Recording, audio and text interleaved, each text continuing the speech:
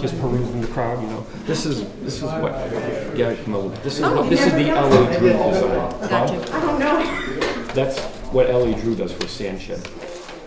And this is Berlin, and these all look pretty good, except it's like $100,000. Oh, How did we go up to 290? Which one is the 290? This is That's 70 by 290. 70. and it's angled. And what is the that- 249 one? A pitched roof? This would have been 100,000 more. Oh, I don't know. No. No, Yeah, at there one was time we 250 said or 249, 250, and now it's And it went up to 290 in the 290. warrant article. Yeah, So that's well, what it was always, I think, from what I understand, well, we'll kind of explain, but 290, and then what we're talking about is defraying some of the costs with from truck and heavy equipment Yeah. to bring it down to 210. Yes. Yeah, it would be as Net. far as raising, Net, but yeah.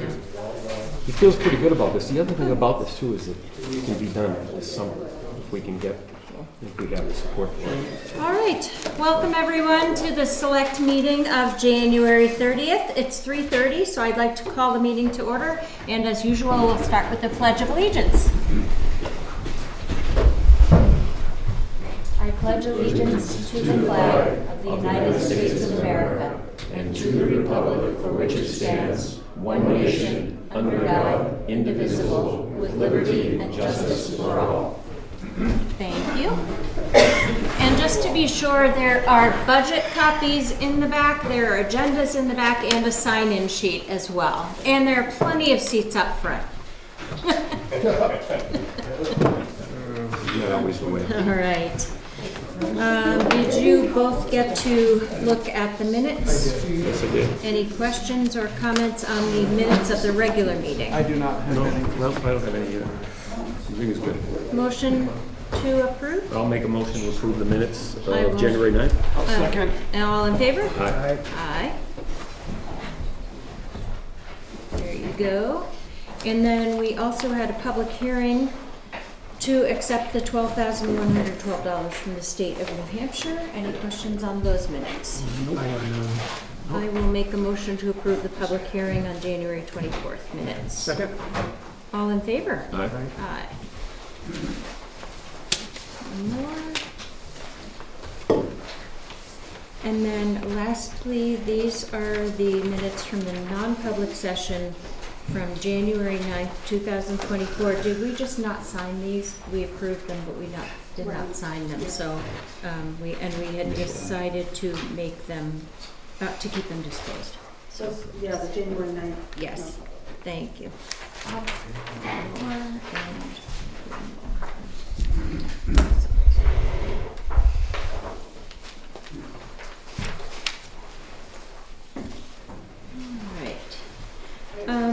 Before we start on the next agenda, I just wanted to say that I had the honor of reading the proclamation to make January 27th Warren Shoemaker Day in Jackson. And Leslie is here today. It was an amazing event. It was very touching. I mean, because, and it was, Lou said, he was talking about it all the next day. Oh, good. It was a really awesome event at the Historical Society to honor Warren and also Alice Pepper, who's 95. So it was an incredible event, and really just the things that Warren has done for the town, it was well deserved. So very nice. We have to get some banners made for next year. All right. We have an EMD update, Emily? Yes. Yeah, I just wanted to share that in regards to the December 18th rainstorm event, we have filed all the information that we need to file with the state to then go on to FEMA. But the state has received an extension on the deadline till March 16th for the filing of damages. So I have been in touch with a couple people in town regarding that change, and I am still trying to figure out what that then sort of involves for the ongoing timeline of what we're going to be hearing in terms of the disaster declaration, if there is even one to be declared. So just an extension on that deadline to March 16th. So. Okay. I have a question that you may know or may not. Is that event, did that affect the Seacoast area? And or was that a different event? Because they had like multiple days of ruin. Yeah, so there were some impacts down on the seacoast and then southwest New Hampshire, I believe. Frankly, all these events are starting to, yeah. Yeah. But as far as the sum total goes and what would need to be qualified for it to be. Right, so I believe, you can fill me in if I heard this wrong. It was, we needed to meet, the county level damages needed to meet a minimum level of $300,000. And I believe the state was at 2.8 million? 2.8 million for the state. So that's what we're, Okay. Wow. but yeah, so there's not gonna be any big changes until March 16th. All right. Thank you. Yeah. Questions? All right. And then we have Leslie about the Historical Society. Right, and I'm with Terry Wyman, who's the Hi, vice Terry. president of the society and president. And we have an idea, but not a plan. Mm-hmm. During the last rainstorm, the river went under the building and knocked out our furnace. We're right on the road, so every time the plow comes by, it's messed up a bunch of the clapboards on the side. Right. And it blocks in our emergency exit.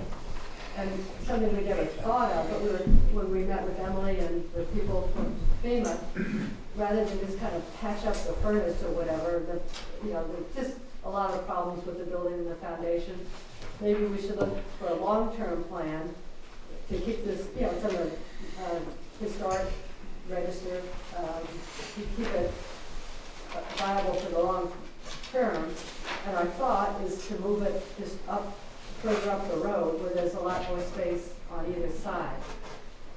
So it's an idea that's just developed, but we're coming to you first because if you don't like the idea, there's no point in putting together a plan. Right. And we just met, Terry and Ann Killian and Stephen Weeder met with the people from the New Hampshire Preservation Alliance. Mm-hmm. Their LCHIP is the biggest funder for this type of project, and they need it. You have to have an official preservation plan. So they were guiding us. They took a big tour, and they seemed very, think that this is a good thing to do for the building. And but the timing is, we're kind of have a time crunch because to apply for LCHIP, we have to have a plan developed fairly soon. So I guess what I'm coming to you is to see if this is something we should pursue, because we don't want to put a lot of time and effort if we gotta say, we don't like the idea. And this might be preemptive as well, but are you planning on possibly putting in a bathroom and some plumbing and improving as well? Is that? Everything's up in the air. There's no handicap access. Yeah. I can do that. And even if we get the building moved, I mean, we're run by 10 volunteers, so we don't, Right. it could be a multi-year. Chances are, if we could get it moved, then look at a future time whether we can do that. I mean, that just may not be feasible, Right. or it may be, but it's just, everything is, up in the air, and it could be a multi-year project. But we just, I guess, want your blessing to go ahead and, start looking for money and start developing a plan. Questions? I'd just like to say something. I was elected first to the Board of Selectmen in the last century, 1988, and we used to meet in there. Yeah. And I just loved meeting in there. I mean, you could smell history in that place. You can hear the creaky boards and all that. And I think anything we could do to preserve that. There's a lot of wires to get past moving up there. It's a state road, so there's a few things of hurdles. But I think to pursue the idea, at least, to find out what is this going to cost and to do some of the things like the bathroom, the foundation, I like the idea. I do. I mean, maybe if it's $1 million, we just say we can't do it. We'll see. But I don't know. we just want your approval to go ahead and, you're not going to come back and later and say, well, Yeah. forget it. And the society has already put $250,000 into the building. New roof, handicap, exit from the upstairs, new wiring, just all kinds of improvements. No, I'm in favor of it. I think coming back with some sort of a range of numbers and cost and is a really great way for all of us to look at it and say, is this something that we have resources to do? I mean, we're intending on raising the money. Right. We're going to grants. And the other, we don't even know where the boundary line is. And I know Sure. Stephen Weeder, who's on the board, and I'm kind of facilities person, wants to spend some time with Kevin, and just, we don't have a specific idea where it should be sited, and, you know, we welcome the town to advise us. Mhm. really. And, it's, Great. you know, Sarah, did you have a comment? My only comment was I was wondering about the boundary line as well. That was my concern with the neighbors. and we might have to have a survey, you know, Yeah. it's just an idea that popped up in our head since the flood. Yeah. And we didn't want to spend a lot of effort or money until, you know, we brought it to you. Well, I think in order, oh, One thing you may want to look into before you get too far into it is driveway permit. Because I highly doubt the state will give you a driveway permit, site distance with that corner. Highly doubt it, not to be the bearer of bad you news. gotta start There's somewhere. But that's probably where I'd go for first, because they can really put the kibosh to stuff. So we go to the state. DOT, state road, yeah. Okay. And they're very, very strict about site distance. Fire station, All right. whether it's Well, existing or not. in order to make it official from our end, I'll make a motion to move forward with pursuing the location of the Historical Society and making sure the building is safe and intact. I'll second that. All in favor? I, Aye. Thank you very much. Thanks, Leslie. Thanks very much. All right. That doesn't squash it from the beginning. Yeah. All right. Dundee Community Forest MOA. This has been on here for a while, but I think we finally have the MOA, so it is on the back here. And I think there was just some discussion previous to this about who are going to be the members on it. So, do you want to review or have any questions before we sign? I think really. no, I thought we did, I feel like we, We've talked about it, just Yeah. haven't had the official document to Right, sign. right. So, all right, I will make a motion to sign the memorandum of agreement between the town of Bartlett, the town of Jackson, and Upper Saco Valley Land Trust for the Dundee Community Forest Memorandum of Agreement. I'll second. All in favor? Aye. Aye.